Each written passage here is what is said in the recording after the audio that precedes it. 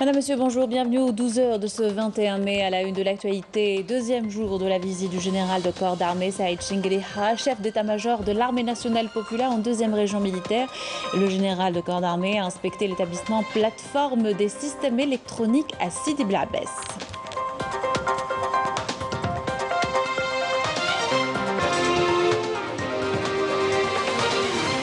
Un cessez-le-feu est entré en vigueur en Palestine après 11 jours de violence et de bombardements de l'occupation israélienne, faisant au moins 240 morts. Les efforts internationaux se sont succédés. Une quatrième réunion d'urgence du Conseil de sécurité de l'ONU a été initiée hier par l'Algérie et le Niger.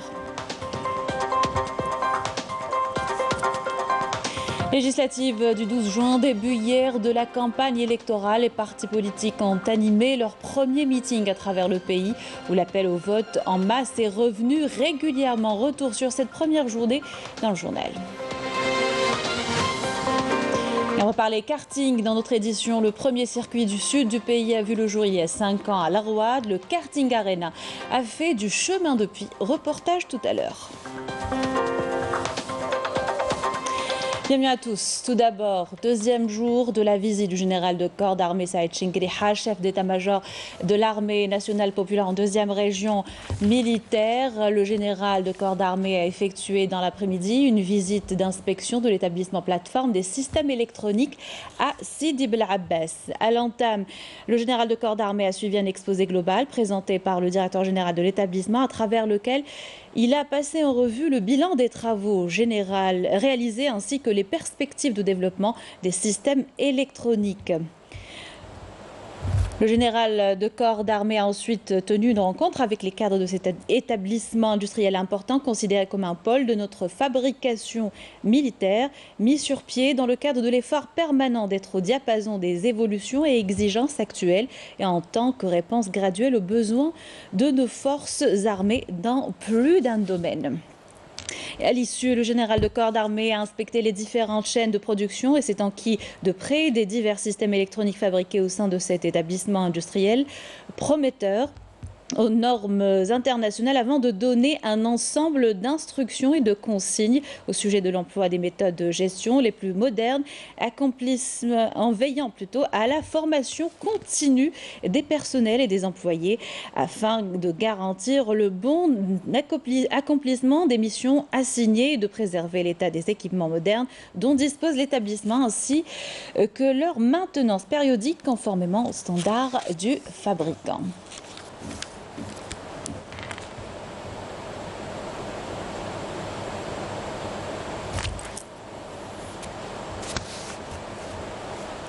Et je vous le disais en titre, après 11 jours de violence et de bombardements de l'occupation israélienne faisant au moins 240 morts et des milliers de blessés et de sinistrés, un cessez-le-feu est entré en vigueur aujourd'hui en Palestine. Cette trêve largement saluée est le résultat d'efforts intenses de la diplomatie internationale. Médiation et réunions se sont succédées. La dernière en date, une quatrième réunion hier d'urgence du Conseil de sécurité de l'ONU à l'initiative de l'Algérie et du Niger. Amel Bouarba. Dans la bande de Gaza, des manifestations de joie dès les premières minutes, suivant l'entrée en vigueur du cessez-le-feu mettant fin à plus de 10 jours d'agression militaire de l'occupant sioniste contre les Palestiniens. وتحية للمقاومة وتحية للكل وقفوا معنا وتحية للشعب شعب غزة الصامد اللي قهر اليهود والله دفعنا ثمن غالي يا أمي كتير دفعنا الثمن كتير كتير كتير وإن شاء الله هذه آخر حرب بإذن الله. أنا نقول للعالم أن الجيش الذي يزعمون بأنه الجيش الذي لا يقهر قهر أمام العالم جميعا قهر بأن القوة في داخل غزة أظهرت للعالم بأن غزة قوية برجالها وبصمودها وكبريائها على العالم. Une trêve conclue après d'intenses tractations diplomatiques, notamment la démarche commune initiée par l'Algérie au nom du groupe arabe qu'elle préside à l'ONU en mai et par le Niger au nom de l'Organisation de la coopération islamique. Des initiatives qui ont permis de convoquer hier une réunion d'urgence de l'Assemblée générale des Nations unies sur la situation en Palestine.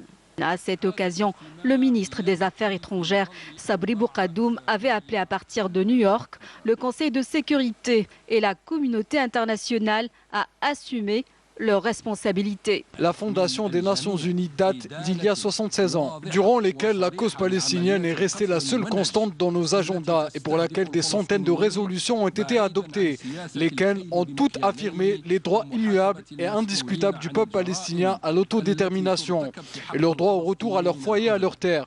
Où en sommes-nous de l'application de la résolution numéro 181? Qu'en est-il de la conférence de Madrid pour la paix tenue il y a 30 ans, ainsi que des accords d'Oslo? Où en sommes-nous des centaines de résolutions adoptées par le Conseil de sécurité? Partons de la résolution 242 de 1967 jusqu'à la dernière résolution 2334 de 2016. Durant toute cette période, l'entité sioniste a colonisé 85% des terres palestiniennes. C'est pour cela que nous restons pleinement convaincus qu'il n'y a pas d'autre solution à la cause palestinienne qu'une prise de position ferme et courageuse afin de mettre fin à deux choses: l'impunité devant les condamnations et les sanctions et la colonisation des terres palestiniennes.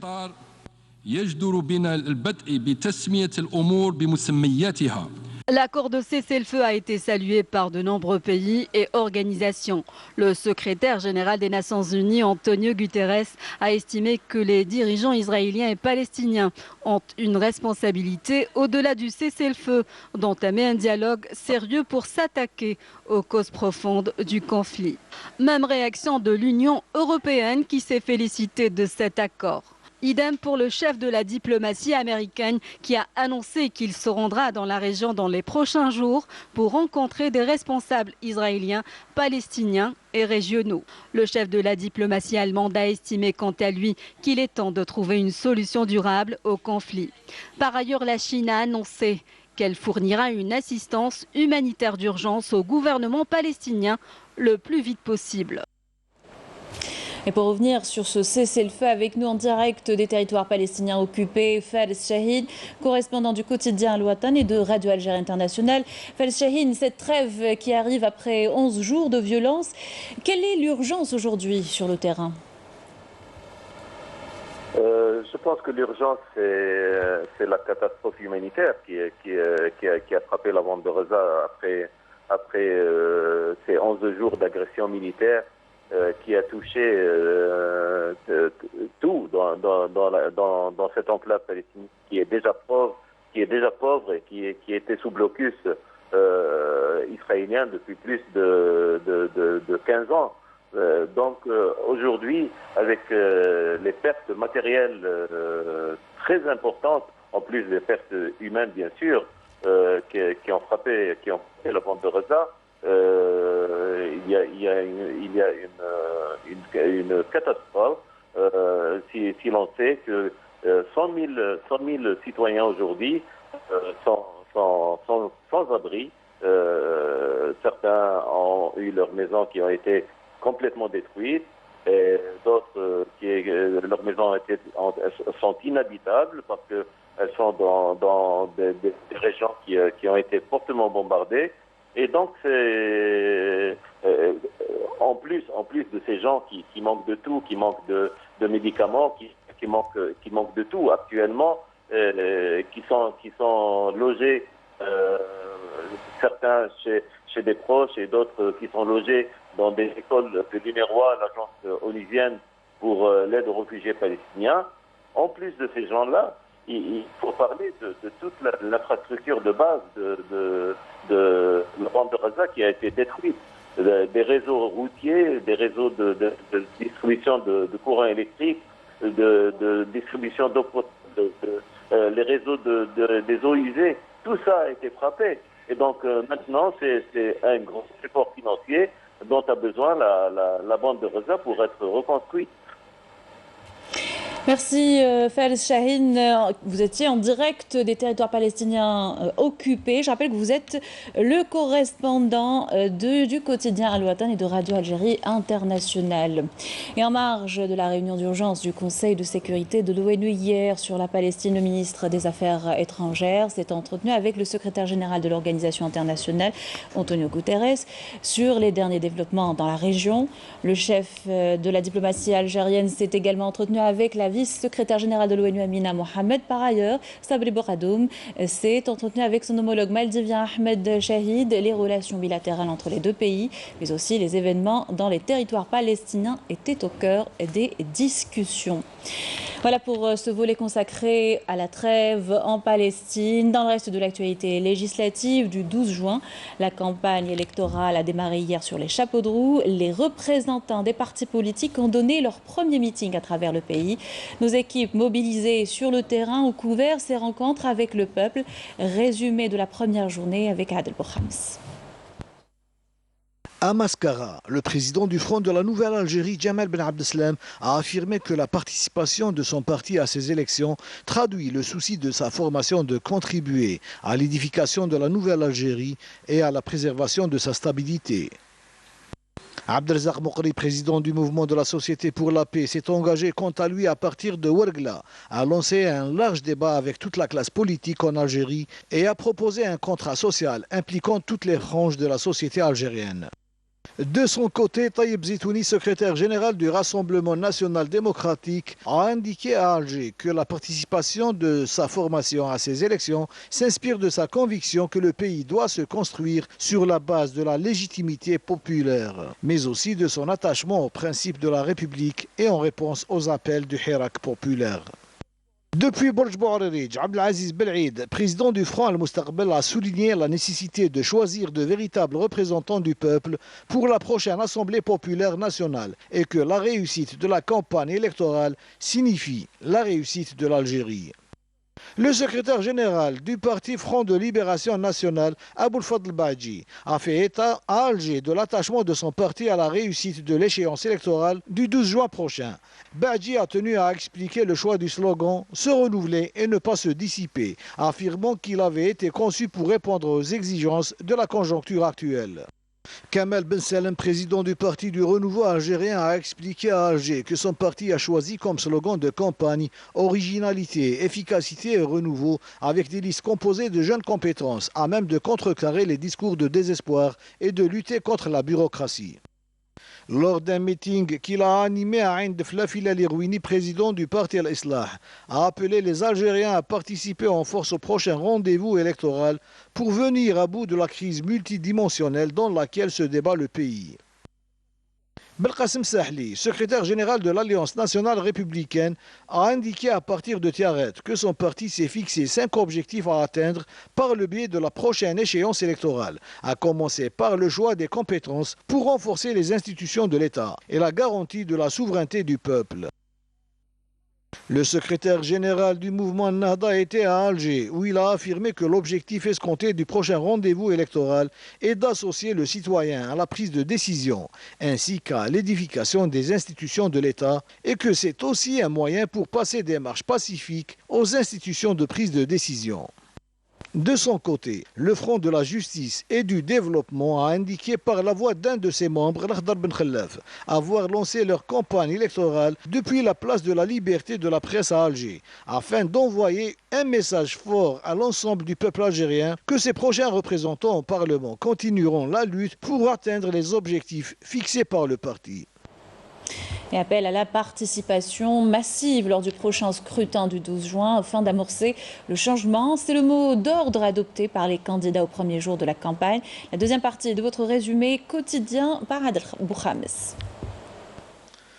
Le président du parti Saout al-Shab, Lamine Osmani, a indiqué à Alger que son parti participe aux élections législatives du 12 juin pour opérer un changement global à la hauteur des aspirations des citoyens, en plaidant pour l'indépendance totale de la justice, pour la concrétisation de l'état de droit. Le président du mouvement Al-Bina Al-Watani, Abdelkader Bengrina, a affirmé à Batna que la participation de sa formation politique aux législatives confirme la position constante et forte du parti face à la crise politique qui a failli emporter le pays et qu'il s'agit là d'un pas ferme vers le parachèvement de l'édification d'institutions fortes dans la nouvelle Algérie. De son côté, Djilali Sofiane, président du parti Djil Jadid, a affirmé à Alger que la participation au prochain rendez-vous électoral est un pas sur la voie du changement. Un rendez-vous à ne pas rater pour amorcer le changement, mais aussi pour éviter au pays de s'enliser dans les problèmes. Lors d'un meeting animé à Alger, la présidente du parti Tajamou' Amal Jazair, Fatem Zahra Zerwati, a affirmé que le programme électoral de sa formation politique reposait sur la construction de l'homme, sa valorisation et la restitution de sa confiance dans l'action politique et dans les institutions qui le représentent. Aïssa Belhadi, président du Front de la Bonne Gouvernance, a affirmé quant à lui que les Algériens sont appelés à participer en force aux élections législatives pour accompagner et faire aboutir le processus de la transition démocratique qui constitue une opportunité pour édifier un état de droit et de justice dans le cadre de l'Algérie nouvelle et l'instauration de la nouvelle République à laquelle aspirent tous les Algériens. Le président du parti Al-Wassit Siyasi, Ahmed Al-Aroussi Rouibat, a mis l'accent à partir de Sidi Bel Abbas sur l'importance d'impliquer les jeunes dans le processus de prise de décision en leur donnant la possibilité de représenter le peuple dans les assemblées populaires élues. De son côté, Reda Benouennen, président de l'instance chargée de la gestion des affaires du parti Tala al-Hurriyat, a affirmé à partir d'Alger que les prochaines législatives représentent un prélude pour l'édification d'un état de droit et de démocratie pour peu que les conditions idoines soient réunies. Le président du parti Al-Fajr al-Jadid, Tahar Ben Beibesh, s'est dit pour sa part convaincu que la future Assemblée populaire nationale qui sortira des urnes contribuera à renforcer la confiance des citoyens en leurs élus, affirmant que le programme de son parti vise à améliorer les conditions de vie du citoyen. Djamel Ben Ziadi, président par intérim du Parti de la Liberté et la Justice, était à Alger où il a indiqué que le devoir de patriotisme et la morale dictent à tout un chacun de ne pas perdre de temps pour un changement politique démocratique dans un climat d'entente nationale entre toutes les composantes de l'arène politique. C'était donc le résumé de la première journée de la campagne pour les législatives du 12 juin, signé Adel Bouhames. À l'étranger, des bus affrétés par le Maroc récupérés hier, les derniers refoulés à la frontière avec l'Espagne. Depuis lundi, quelques 8000 migrants ont rejoint Ceuta par la plage ou par la mer, profitant d'un relâchement des contrôles frontaliers côté marocain. La tension est montée entre les deux pays depuis l'arrivée le mois dernier en Espagne pour y être soigné du président sahraoui. À Madrid a encore haussé le ton hier en accusant Rabat d'agression et de chantage la veille. Bruxelles a assuré par la voix du vice-président de la Commission européenne que personne ne peut intimider ou faire chanter l'Union européenne sur le thème migratoire dans une allusion claire au Maroc. Sport, la sélection algérienne d'haltérophilie s'envole aujourd'hui vers le Kenya pour participer au championnat d'Afrique. 14 athlètes représentent le pays avec le but de décrocher le maximum de médailles. Sarah Delbel.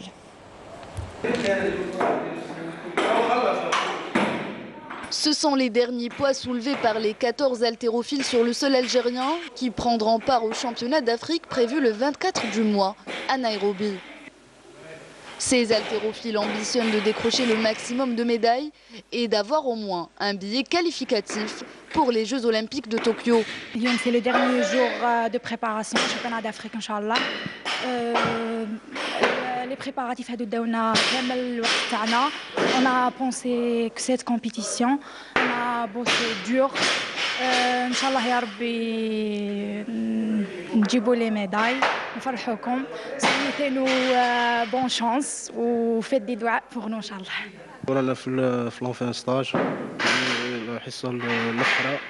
Nous avons donné le meilleur pendant nos entraînements. J'espère que nous allons remporter plein de médailles d'or. Un enthousiasme aussi partagé par les entraîneurs avant la dernière ligne droite. Pour l'équipe nationale, elle se compose de 15 athlètes, c'est 5 filles et des garçons. Leur préparation, elle s'est unie ce complexe de préparation Sveltes. Pour les moyens, alhamdoulilah, le ministère, en collaboration avec Madame Souakri Salima, on nous a donné tous les moyens, alhamdoulilah. La préparation, elle s'est passée très bien. Sauf un athlète, c'est Missaoui Saddam, qui a une blessure. Ça fait 5 jours. Il ne va pas pouvoir participer au championnat. Heureusement كما ميساوي صدام اللي كان عنده اكثر حظ بالتاهل للالعاب الاولمبيه كانت له هذه المحطه الاخيره Nous avons des chances avec Touiri Fares, 6e mondial dans la catégorie junior, qui participe pour la première fois dans la catégorie senior pour la médaille d'or. Nous avons aussi Bidani Walid pour la catégorie des poids plus de 109 kg. Nous avons aussi Bagor Salim, catégorie 96 kg, et les autres qui joueront pour le podium.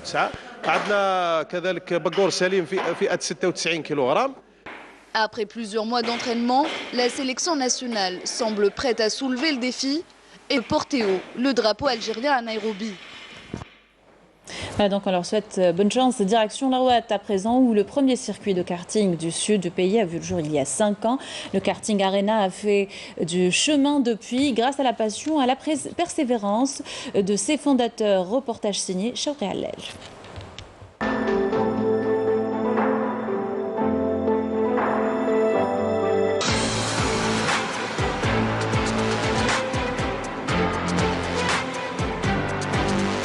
C'est le premier circuit au sud وراهو اسمه من احسن لي سيركوي اللي معترف به ومن طرف فيدراليه جزائريه للرياضات الميكانيكيه.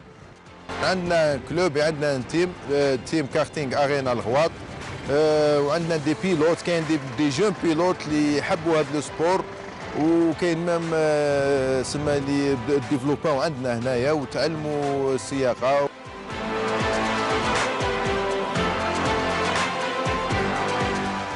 Le karting, ça fait 6 ans. Vraiment, c'est un sport هايل ما نقدرش نوصف لكم. سي ان غاف باش ندير كارت وندخل بها السيركوي وبلو طون نولي ندير لي كورس فريمون سي ان غاف. ماذا بينا ان شاء الله احنا لو كارتينغ هذا يفاز ديفلوبي اون الجيري. كي يكونوا لي سيركوي كاينين في الجزائر نقدروا لي كومبيتيسيون يكونوا متخلفين من عده ولايات، نقدروا نروحوا نجروا كما كان في مستغانم وهران الجزائر في الغواط، نتمنوا يكونوا في دي زوتر ولايات باش لي بيلوت تاعنا نزيدوا نديفلوبيوهم ان شاء الله، بوركوا با يروحوا فورمولا 3 فورمولا 2 جوسكا فورمولا 1. J'ai découvert la passion en 2011. J'étais plutôt petit. Et après, ça s'est développé à Flahawat. Ils ont ouvert un karting en 2017. J'ai participé dans plusieurs compétitions et j'ai eu plutôt de bons résultats. J'essaye de faire quelques entraînements, de tourner de temps en temps. Je m'entraîne régulièrement sur ces circuits-là. Et j'aimerais bien être comme Lewis Hamilton parce que c'est mon idole.